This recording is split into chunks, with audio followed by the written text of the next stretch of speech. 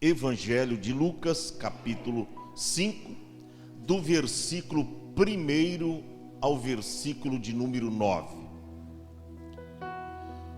Para ganhar tempo, temos aí para você também ver no telão a leitura de Lucas, capítulo 5, do versículo 1 ao versículo 9, que nos diz assim: E aconteceu que, apertando a multidão para ouvir a palavra de Deus, estava ele junto ao lago de Genezaré. E viu estar 2 barcos junto à praia do lago, onde os pescadores, havendo descido deles, estavam lavando as redes. Eles estavam fazendo o quê? Lavando as redes. E entrando num dos barcos, que era o de Simão, pediu-lhe que o afastasse um pouco da terra. Então, assentando-se, ensinava do barco a multidão. E quando acabou de falar, disse a Simão: Faze-te ao mar alto e lançai as vossas redes para pescar. E respondendo Simão, disse-lhe: Mestre, havendo trabalhado toda a noite, nada apanhamos, mas sobre a tua palavra lançarei a rede. Então, fazendo assim, colheram uma grande quantidade de peixes, que rompia-se-lhes a rede. E fizeram sinal aos companheiros que estavam no outro barco, para que fossem ajudá-los. E eles foram e encheram ambos os barcos, de maneira tal que quase iam a pique. E vendo isto, Simão Pedro prostrou-se aos pés de Jesus, dizendo: Senhor, ausenta-te de mim, que sou um homem pecador. Pois que o espanto se apoderou dele e de todos os que estavam com ele, por causa da pesca de peixe que havia feito. Diga amém. Repita assim após mim: não deixe que o fracasso de hoje determine o seu futuro. Uma vez mais, não deixe que o fracasso de hoje determine o seu futuro. Eu li um texto dramático e impressionante de um grande milagre da Bíblia Sagrada. Aliás, foi narrado por um médico, o evangelista Lucas.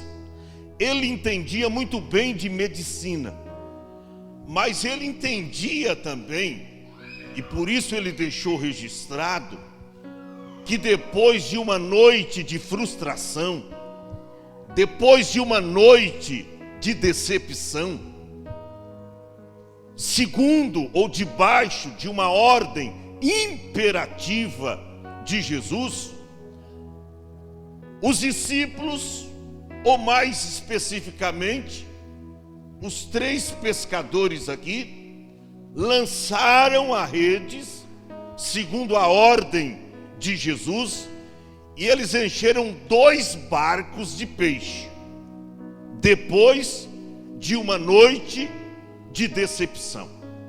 Preste bem atenção. O incidente aqui é relatado por Lucas, dizendo que foi junto ao mar de Genezaré. Preste bem atenção. Esse mar, de Genezaré, conforme está o verso 1, era um lago. No início chamava-se Quinerite, está lá em Números capítulo 34, verso de número 11. Depois Genezaré, isto é, ou quer dizer harpa, e ainda Tiberíades, conforme o Evangelho de João, capítulo 21, versículo de número 1. Mas ele era mais conhecido como Mar da Galileia. Está lá em Mateus capítulo 4, versículo 18. Tem de comprimento 20 quilômetros de norte ao sul e de largura 12 quilômetros. A sua superfície está 225 abaixo do nível mediterrâneo. Agora, o que me chama a atenção é que no versículo 1 aqui, do capítulo 5, diz que a multidão apertava a Jesus para ouvir o quê? A sua palavra. A multidão aqui não estava interessada para receber milagre, porque tem muita gente, e o irmão bem falou, que muitas vezes você não aceita Jesus para ganhar, mas muitas vezes para perder. Isso é puramente a verdade, porque Jesus disse assim, que quem quiser salvar a sua vida, perdê-la-á.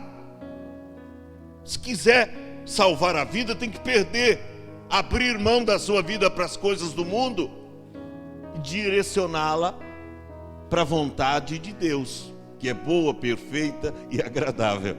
Preste bem atenção, eles não estavam aí, verso 1, deixa lá, eles não estavam aí procurando milagres. Diz que a multidão apertava Jesus. Ele estava ali à beira do mar, ou na praia de Genezaré, na praia da Galileia, e uma grande multidão foi apertando ele, e de repente não tinha mais espaço. Não tinha, a aglomeração era muita, e eles estavam ali ouvindo a palavra.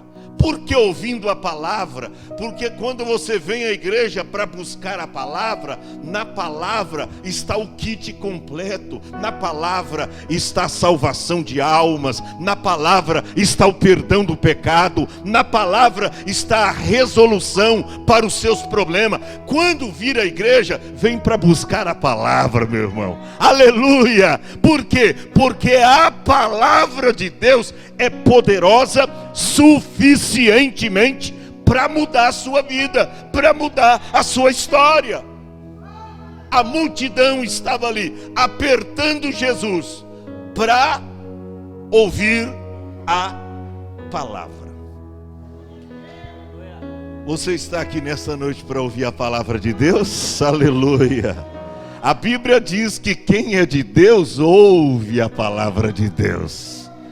E ele diz certa feita para os escribas: por isso vós não as escutais, porque vocês não são de Deus. Mas quem é de Deus, ouve as palavras de Deus. Eles estavam ouvindo a palavra. E o que me chama a atenção aqui, é que no verso 2 está escrito, que Jesus viu 2 barcos juntos a praia do lago. Ele viu quantos barcos? Mas foi o de Pedro que Jesus entrou. Ele viu 2. E a Bíblia diz que também ali tinha outros barquinhos.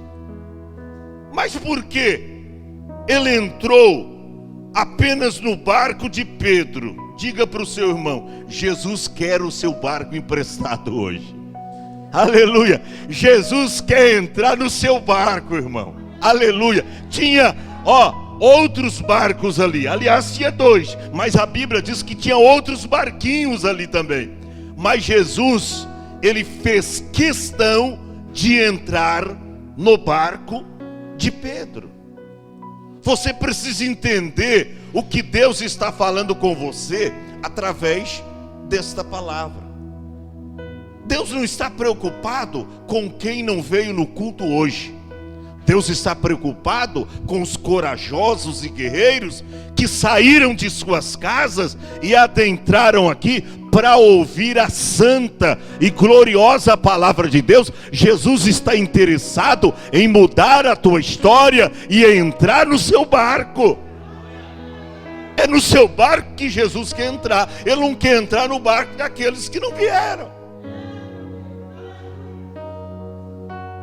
Uma outra coisa que me chamou a atenção: você não é o único, mas Jesus decidiu mudar algo no teu barco e na sua vida.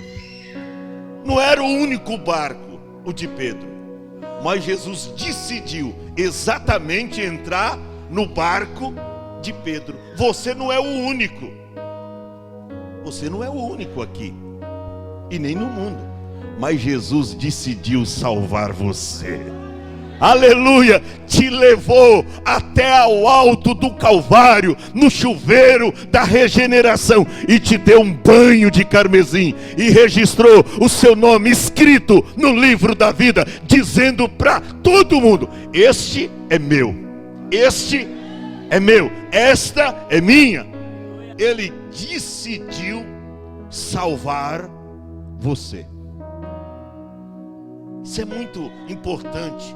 Quando a gente sabe que nós não estamos aqui por acaso, que Deus decidiu nos salvar.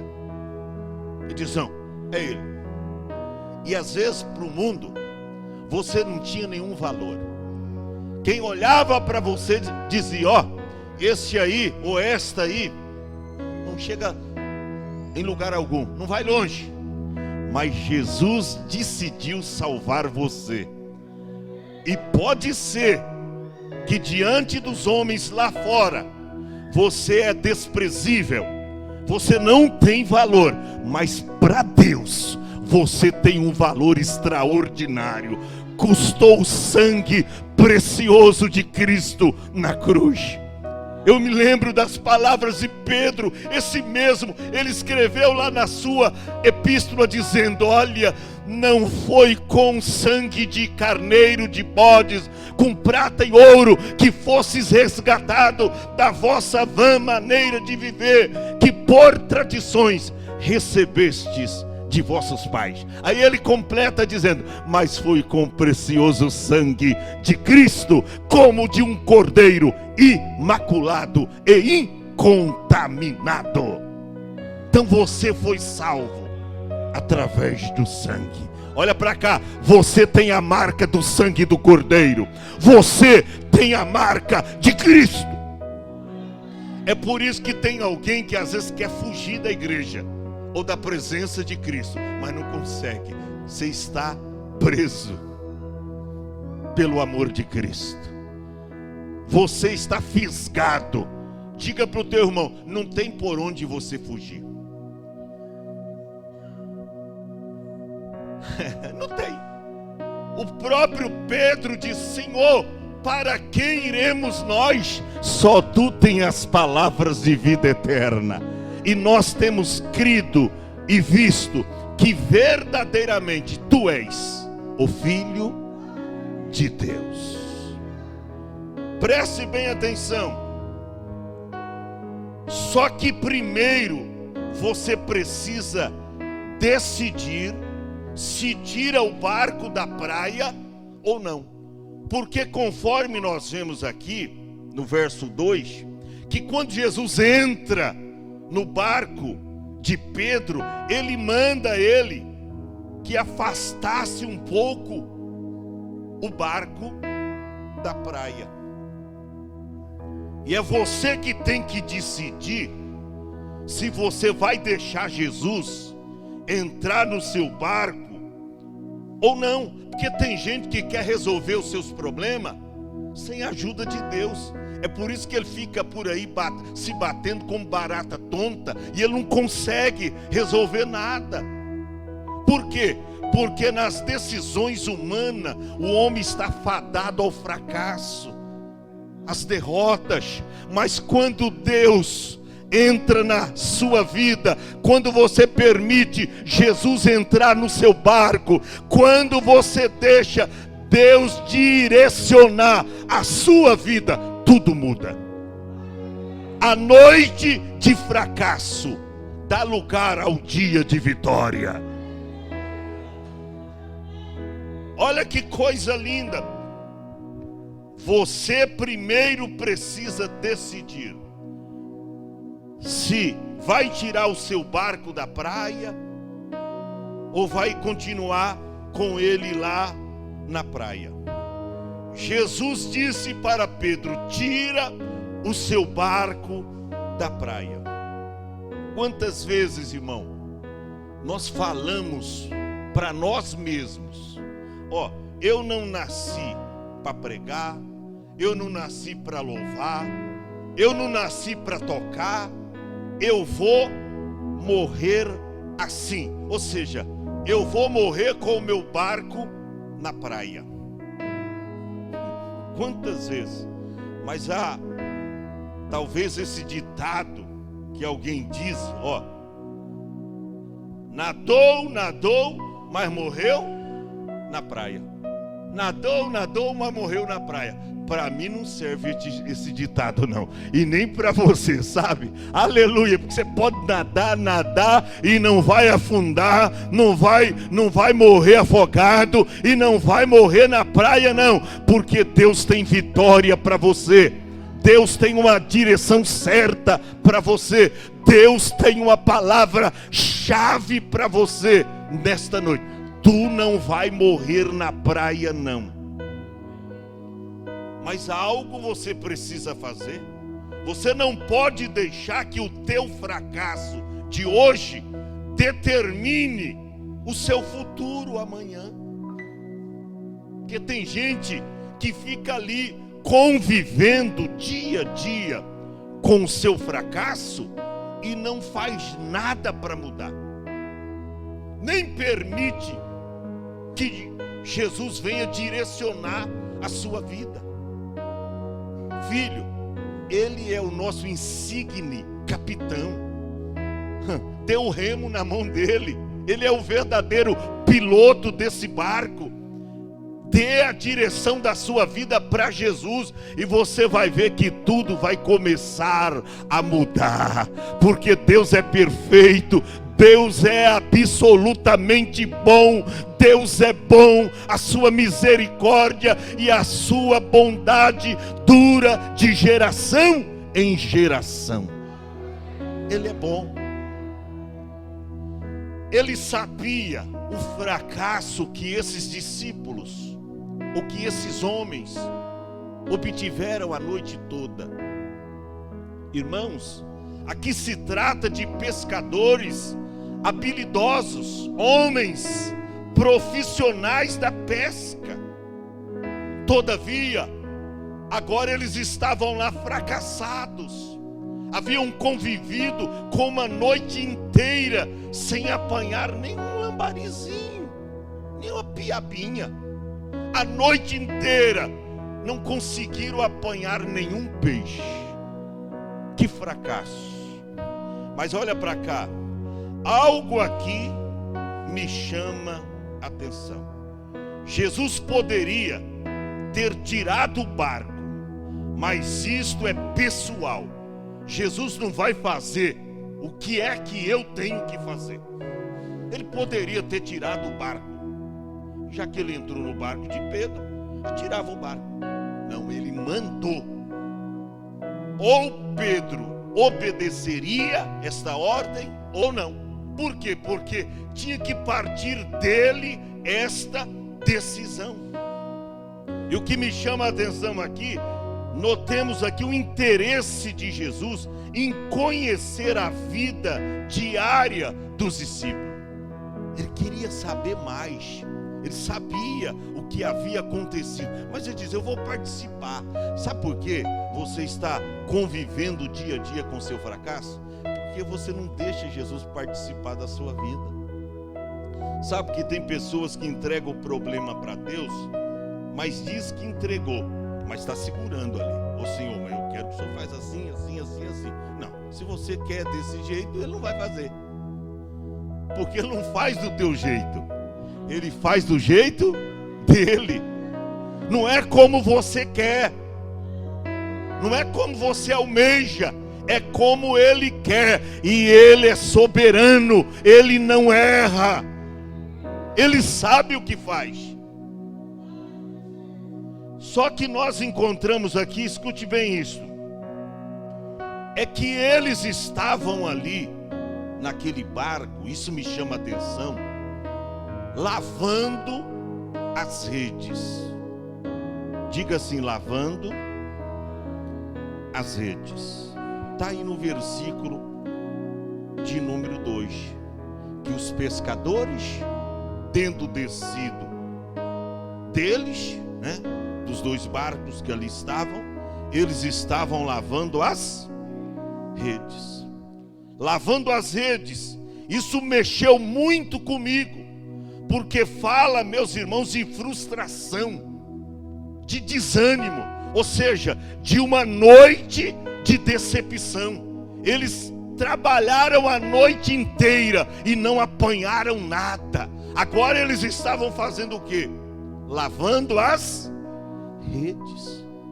E às vezes eu fico pensando nas minhas redes também, porque muitas vezes nós deixamos que o pecado suje as nossas redes. Como estão as nossas redes? Às vezes eu fico pensando nas minhas redes também, a rede da fé, a rede do amor, a rede da obediência, a rede da submissão à vontade soberana do Mestre, a rede da santidade, das minhas obrigações e os serviços espirituais para Deus. Como estão as nossas redes? Eles estavam lavando as redes, no afã da decepção, guardava de qualquer jeito e ia embora, se fosse pessoas que não tivesse confiança. Eu nunca mais vou voltar a pescar. Nós vamos guardar as redes até suja, com limo nos cordões da rede, com tranqueira, com pedaço de pau. Nunca mais a gente volta nesse lago, porque nós trabalhamos a noite inteira, não apanhamos nada. Então, no afã da decepção, eles poderiam ter tomado uma decisão dessa: vamos guardar a rede suja também. Isso me mostra um outro lado na vida desses discípulos. Eles acreditavam: nós fracassamos hoje, não deu certo hoje, mas poderá dar certo amanhã. Então não vamos voltar para casa com as redes sujas, não. Vamos lavar as nossas redes aqui. Irmão, e na igreja não tem um lugar melhor da gente lavar as nossas redes. Olha aqui, ó. A gente lava as redes através da palavra de Deus. Jesus disse aos discípulos: vós já estáis limpos pela palavra que vos tenho falado. Aqui a gente lava as nossas redes. Aqui é o lugar que Deus fala comigo e com você, e nos ensina a lavar as nossas redes. Pare de levar sujeiras para sua casa de uma noite negativa. Pare com isso. Você tem que lavar as suas redes. Para que Deus realize o milagre, as redes devem estar limpas. Eles poderiam, guerreiro Arlete, ter levado para casa as redes sujas. Poderiam. Uma noite de frustração, eles poderiam ter levado para casa as redes sujas, mas eles acreditavam que se fracassaram naquela noite, o dia seguinte, o amanhã, Deus poderia prover o milagre. Olha, não fique preocupado com o que você está passando ou enfrentando hoje. A Bíblia diz lá em Salmos: o choro pode durar uma noite, mas a alegria vem pela manhã. Mas uma coisa eu e você precisamos fazer, é lavar as nossas redes. Quantas pessoas querem mudança de Deus para suas vidas? Quantas pessoas querem uma mudança na área financeira, na área espiritual, para sua empresa, para sua família? Mas as redes estão sujas, estão contaminadas. Desse jeito você não vai apanhar nenhum peixe. Qual peixe vai ser bobão de entrar numa rede suja? Ele vai ver os cordões cheios de lima, aquela coisa verde, suja. Ele não vai entrar. Mas se a rede estiver preparada, bem limpinha, colocada no lugar certo, os peixes vão passar por ali. Aleluia! Diga para o teu irmão, é hora de lavar as redes. Aleluia! É hora de lavar as redes.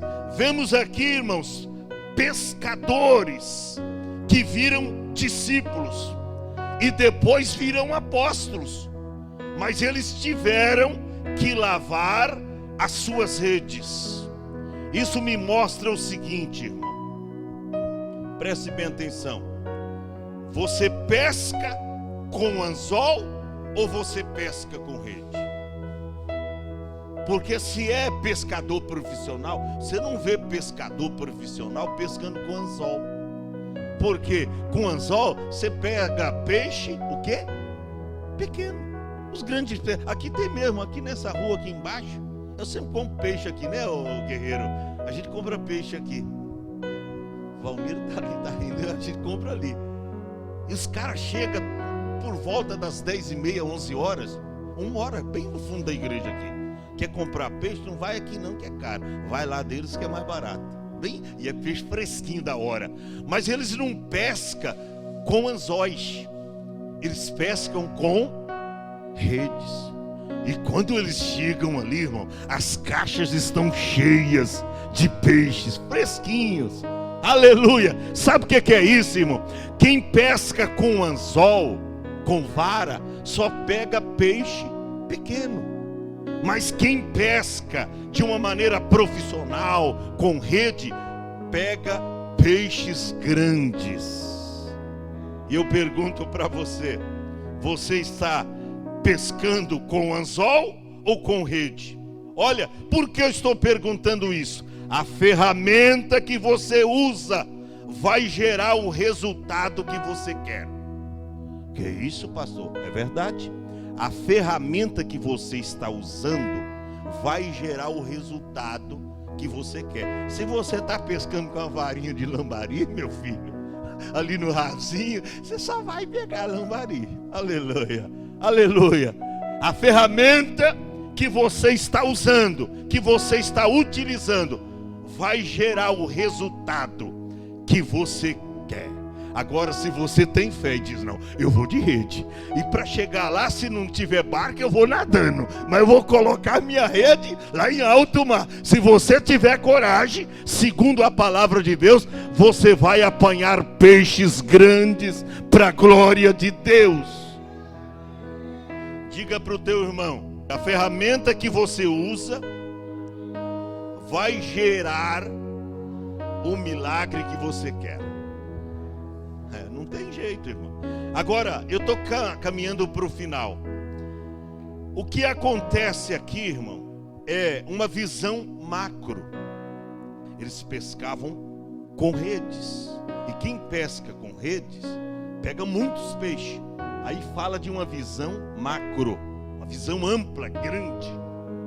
A Bíblia diz lá em Jeremias 33:3: clama a mim e responder-te-ei, anunciar-te-ei coisas grandes. Eu quero te dizer que o que Deus tem para você, meu irmão, não é coisas pequenas. Deus tem coisas grandes para você. Às vezes eu fico pensando, tem gente que tem uma fé tão minuta, tão insignificante, tão pequena. Ele tem 2 problemas. Vamos tipificar, vamos separar. Ele tem uma pequena dorzinha de cabeça e tem um câncer ou um coronavírus. Aí ele diz: não, eu vou chegar para Jeová para fazer o meu pedido. Aí, como ele não tem fé, ele diz: não, mas coronavírus, ou câncer. É difícil, né? Então vou orar para pelo menos Jesus tirar essa dorzinha de cabeça que está me perturbando. Oh, meu irmão, tenha fé, aleluia, tenha fé. Você tem que acreditar. Clama a mim e responder-te-ei, anunciar-te-ei coisas grandes. Diga para o teu irmão: Deus tem coisas grandes para você. Deus tem a tua faculdade, a faculdade dos teus sonhos. Deus tem a tua casa própria. Embora a gente não busca isso, como a gente ouviu aqui, mas quem não precisa de um teto para morar, quem não precisa de um carro bom para sair, todos nós precisamos.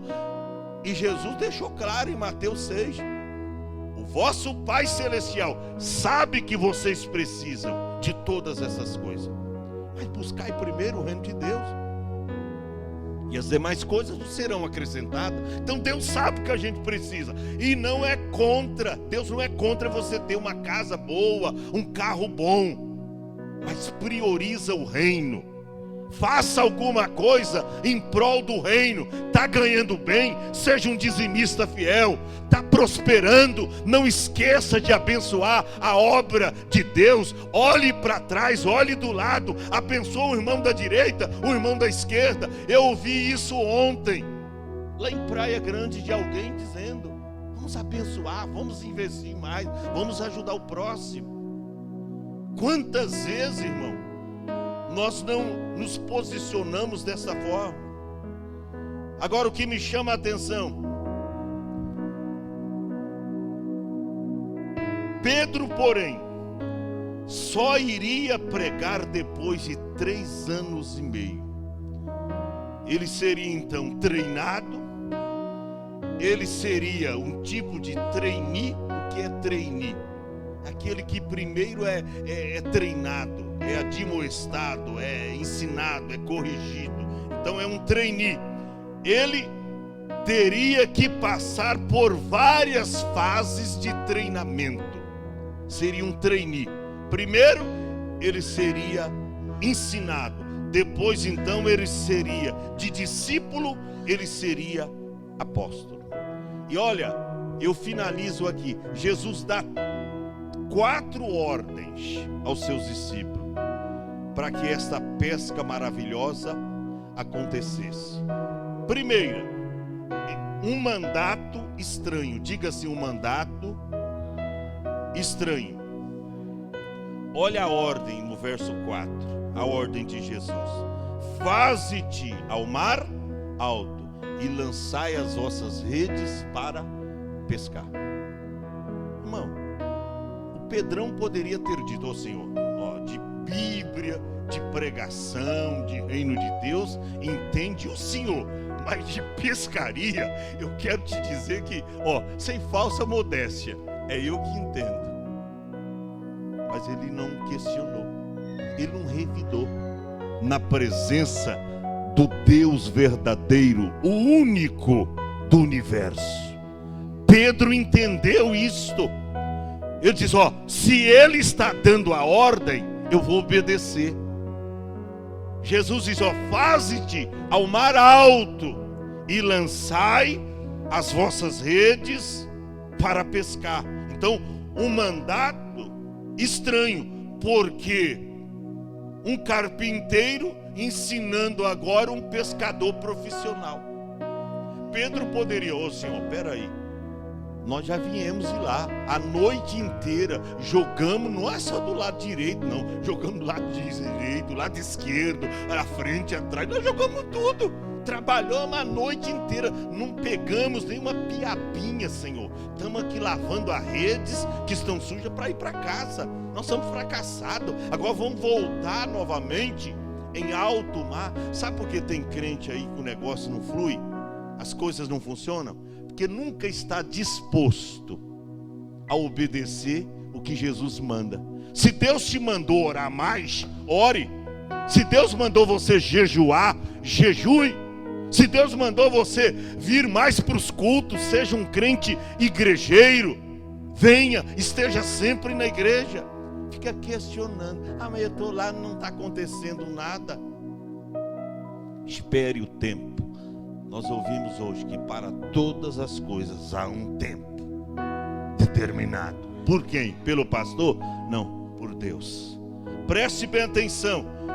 Primeira coisa, um mandato estranho. Segundo, uma resposta desanimadora. Verso 5, mestre, havendo trabalhado a noite toda, não apanhamos nada. Uma resposta desanimadora. Quantas vezes isso acontece? Mas eu já fiz isso, pastor, centenas de vezes. Eu já orei, já jejuei, já entreguei mas até agora nada. Mas espere, o silêncio de Deus não significa que Ele não está trabalhando. O silêncio de Deus não significa que Ele não vai tomar uma atitude nesta situação.